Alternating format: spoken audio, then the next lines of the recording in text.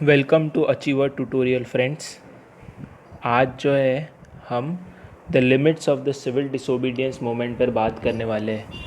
Last videos में हमने civil disobedience movement के ऊपर चर्चा की थी, जिसमें हमने देखा था कि किस तरीके से पूरे कंट्री में सिविल डिसोबीडियंस मूवमेंट फैला था और सब लोगों ने इस सिविल डिसोबीडियंस मूवमेंट को अपने अपने हिसाब से अपने अपने गोल से कैसे इसको समझा था। आज जो हम वीडियो में बात करने वाले हैं वो इसके लिमिट्स की बात करने वाले हैं। लिमिट्स मतलब कौन कौन से लोगों ने इस सिविल डिसोबीडियंस मूवमेंट में इतना पार्टिसिपेट नहीं किया।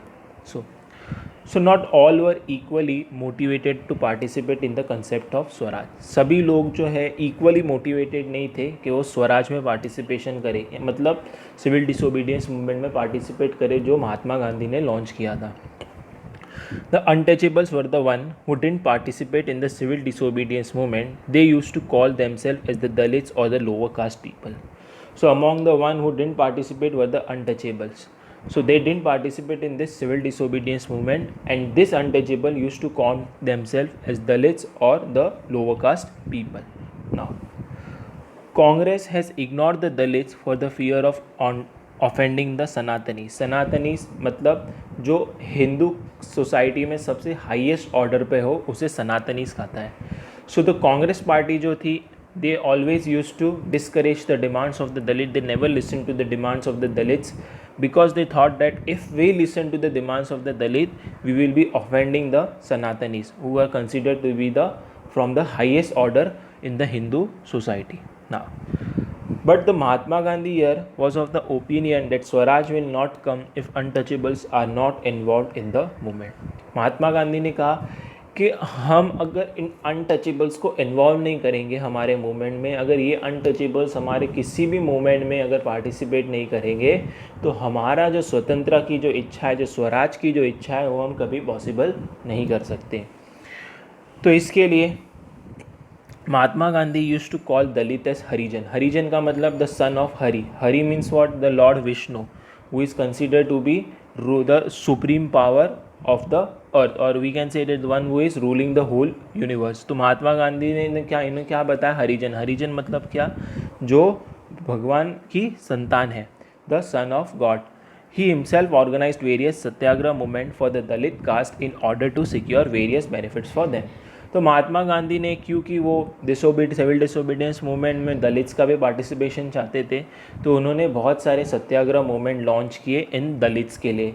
यहाँ तक कि उन्होंने लैट्रिन भी खुद साफ़ करते थे, जो यूरिनल के जो पॉट्स रहता है उनको भी खुद साफ़ करते थे, ताकि वो बता सके कि दलित्स और जो नॉर्मल सोसाइटी है उसमें कोई डिफरेंस नहीं है। वो हमेशा से महात्मा गांधी ये चाहते थे कि the difference that is there between the upper caste and the Dalit should be remove, so that Dalits can also participate in the satyagraha movement.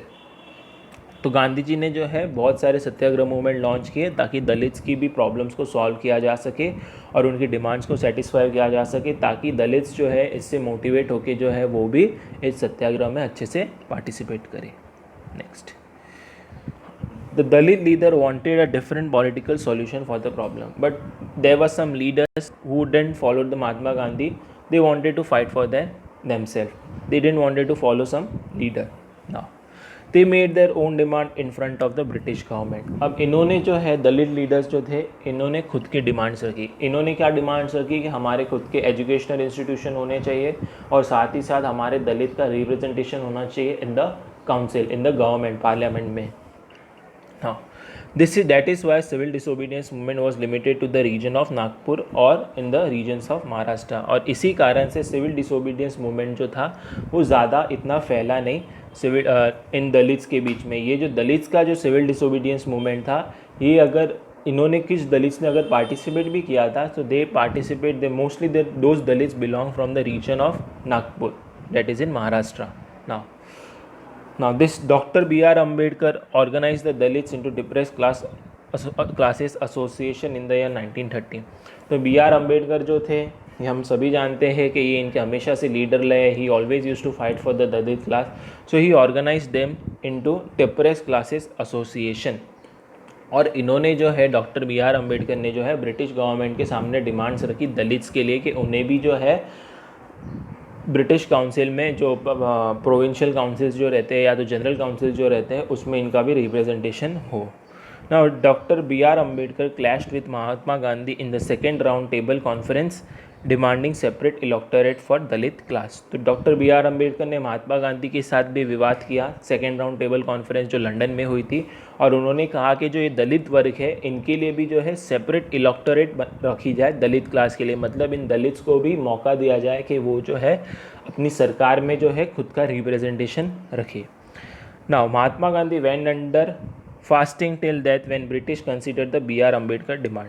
अब यहाँ पे क्वेश्चन उठता है कि ये तो अच्छा हो रहा था, दलित्स को भी रिप्रेजेंटेशन मिल रहा था, तो फिर महात्मा गांधी फास्ट क्यों करेंगे इसके खिलाफ कि दलित को रिप्रेजेंटेशन ना मिले? Because Mahatma Gandhi was of the opinion that if Dalits are given a separate electorate in the General Assembly or a separate representative in the electorate council, then it will show to the British that there is no integrity between the Indians. तो इसीलिए उन्होंने fasting की ना। Next finally अब Poona pact was signed between doctor B R Ambedkar and Mahatma Gandhi. तो doctor B R Ambedkar को लगा कि महात्मा गांधी कहीं ना कहीं सही है और उन्होंने जो है संधि कर दी और एक पूना पैक्ट साइन हुआ। उस पूना पैक्ट में ये बात की गई कि दलित्स को भी जो है रिप्रेजेंटेशन मिलेगा काउंसिल में, और उनकी बहुत सारी जो डिफरेंट छोटी छोटी डिमांड्स थी वो भी जो है महात्मा गांधी और अम्बेडकर के बीच में, जो डॉक्टर बाबा साहब अम्बेडकर के बीच में पैक्ट में साइन होके वो डिमांड्स को सेटिस्फाई किया गया। ये हमने अभी तक जो देखा है ये दलित्स के ऊपर देखा है। अब जो है हम मुस्लिम्स का देखेंगे। Some Muslims organisation also give a lukewarm response to the civil disobedience movement after the fall of Khilafat non cooperation Khilafat movement. हमने देखा है कि खिलाफत मूवमेंट में जब महात्मा गांधी ने जब लॉन्च किया था तो उसमें नॉन कोऑपरेशन मूवमेंट और खिलाफत मूवमेंट दोनों को लीड किया था, but when violence rose Mahatma Gandhi called off the movement. So because when the movement was called off, some Muslim organization didn't give much attention to the civil disobedience movement which was launched after the Khilafat movement. Now, why? Muslims felt alienated from Congress. Why did Muslims felt alienated from Congress? Because Congress जो है हमेशा Muslims के demand के ऊपर इतना उन्होंने ध्यान नहीं दिया था। They consider Congress to be more associated with the Hindu organizations such as Hindu Mahasabha.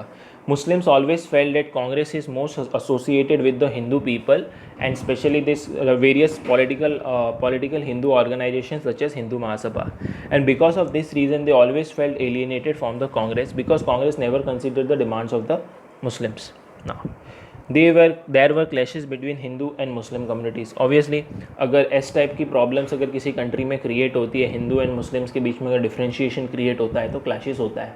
हमने राइट्स भी बहुत देखे हिंदू मुस्लिम्स के बीच। इनफैक्ट आज भी हम देख सकते हैं, जिसके कंसीडर कर सकते हैं दिल्ली राइट्स में देख सकते हैं हिंदू और मुस्लिम्स के बीच में जो हुआ था वो। Now and Muslim League tried to develop यहाँ मिस्टेक है, Congress and Muslim League tried to develop alliance between Hindus and Muslim but failed to do so. So in the year 1927, Congress thought that it is possible to create an alliance between the Hindus and Muslim, but they failed to do so because दोनों ही parties जो थी, कांग्रेस और Hindus जो थे, वो किसी भी एक मुद्दे पे नहीं आ पा रहे थे. Mister Jaykar of the Hindu Mahasabha oppose the compromise in the all party meeting of 1928. ठीक है, तो इसके पहले मैं आपको थोड़ा ये पॉइंट का एक्सप्लेनेशन के पहले एक ओवरव्यू दे देता हूँ. मुस्लिम लीग में जो मोहम्मद अली जिन्ना जो थे, जो ये मुस्लिम लीग्स के लीडर थे, इन्होंने डिमांड रखी थी कि we will allow to have a alliance between Muslims and Hindu if we get a representation in the General Council as well as an equal representatives in the state where Muslim majority is there. इसका मतलब क्या कि हम जो है मोहम्मद अली जिन्ना जो मुस्लिम league के leader थे, उन्होंने डिमांड रखी कांग्रेस के सामने कि हम हिंदूज़ के साथ इक्वल रहेंगे, हम हिंदूज़ के साथ अलायंस करना चाहते हैं अगर हमारी ये दो डिमांड सेटिस्फाई होती है. तो फर्स्ट डिमांड क्या थी, उन्होंने बोला कि हमें जनरल इलेक्शंस जो रहते हैं उसमें हमारा रिप्रेजेंटेशन होना चाहिए बाय वे ऑफ इलेक्शन. दूसरा उन्होंने डिमांड रखा कि जिस भी स्टेट्स में मुस्लिम की मेजॉरिटी जाता है उसी प्रपोर्शन में हमारे रिप्रेजेंटेटिव वहाँ पे होने चाहिए. बट ये सारी प्रॉब्लम्स जो है इसका कोई सॉल्यूशन नहीं हुआ जब M R Jayakar of the Hindu Mahasabha, इन्होंने इन सारे कॉम्प्रोमाइज़ का अपोज़ किया, इन सारे डिमांड्स का अपोज़ किया, और फाइनली ये जो है कभी हिंदूज़ और मुस्लिम्स के बीच में जो है इक्वलिटी नहीं आ सकी। उसके बाद तो mister Jaykar of the Hindu Mahasabha oppose the compromise in the all party meeting of the 1928। और इसके बाद हम देखते हैं कि क्योंकि इन्होंने अपोज किया तो बाद में हिंदूज़ और मुस्लिम्स के बीच में कभी इक्वलिटी नहीं आ सकी। ठीक है फ्रेंड्स, आज के लिए इतना ही।